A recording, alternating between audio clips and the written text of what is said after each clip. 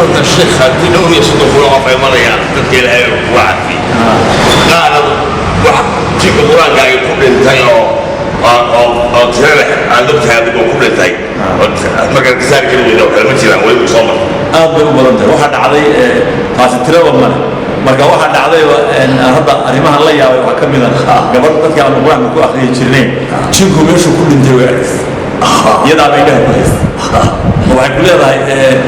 meeshii xitaa markay gabadhii marayso way ka careeyay waxay leedahay jinki isagoo ceelka tilmaanay waa garan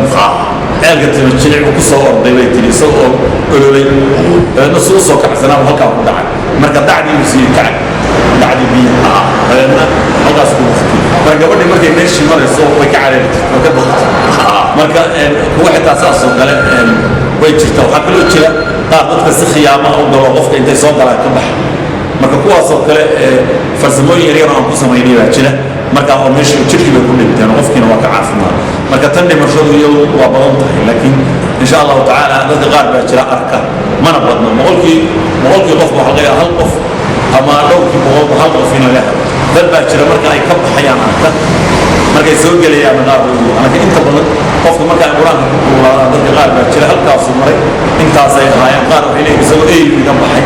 qaar waxay leeyihiin isagoo qof foolxuna iga baxay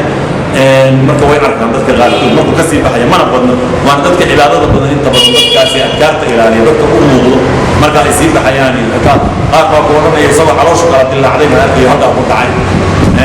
oo wax noocaas oo saa u sawiran buu ahaa marka insha Allah ta'ala tan inay ku dhintaan quraanka iyadoo aad bay u tira badan tahay oo waxa weeye insha Allah hadda hal ma soo koobi karno meel waxa dhacday qaarka oo hadda ka carcararo marka soo galo qaab aan kulli tijaabinayno ilaahay subhanahu wa ta'ala u fududeeyay baa jira marka oo inta indhaha laga xiro bismillaah awali wa akhiri qofka dhig la yiraahdo ba in badan lagu adimiyaa gurigana marka hore soo baqara lagu sii daaray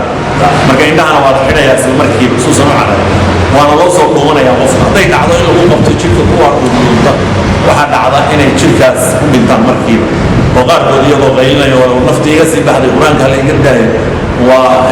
baan insha Allah arkaysaa qofkii markiiba waa caafimaad marka taasuna waa dhacda